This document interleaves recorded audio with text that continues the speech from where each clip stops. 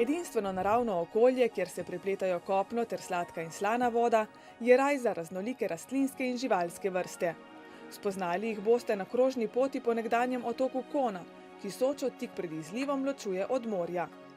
Svoje kraljestvo so si tu ustvarile predvsem ptice. Njihov lov za pojedino, urejanje novega doma ali vzgojo najmlajših v družini, lahko ne da bi jih pri tem plašili, spremljate skozi številne opazovalnice. Ad esempio qui in primo piano su questo isolotto si vedono due germani reali che dormono, alcune oche grigie, dietro vedo che c'è un mestolome che è una specie di anatra dal becco piatto molto grande che sta mangiando, vedete che ha la testa immersa nell'acqua.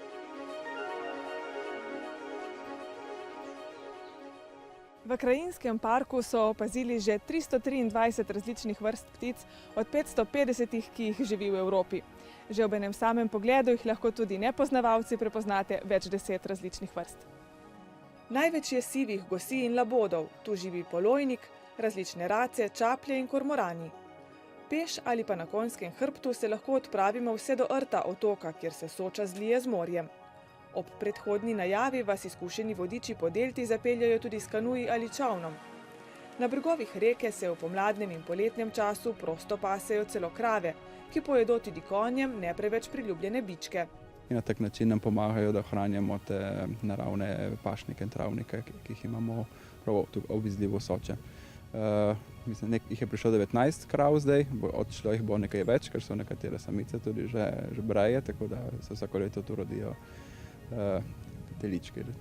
Stik sladke in slane vode predstavlja najpomembnejši del parka, saj se tu okolje zaradi rečnih naplavin in plimovanja nenehno spreminja. Pod nizko gladino se razprostirajo morski travniki, ki dajejo zavetje številnim ribam, školjkam, mehkuscem in rakom. Ptice tu mirno sobivajo prav zato, ker je hrane dovolj za vse. Ad esempio i limicoli hanno le zampe corte e il becco corto, mangiano appunto nel limo, nel fango dove trovano vermetti, nelle zone dove c'è poca acqua, e altri hanno le zampe più lunghe e il becco più lungo e possono alimentarsi in zone leggermente con più acqua, diverse quindi, senza entrare in competizione tra di loro. Med opazovanjem so nas nepričakovano preleteli labodi. Zvok, ki smo ga slišali, niso njihovi glasovi, temveč plahutanje kril, nas je poučil ornitolog.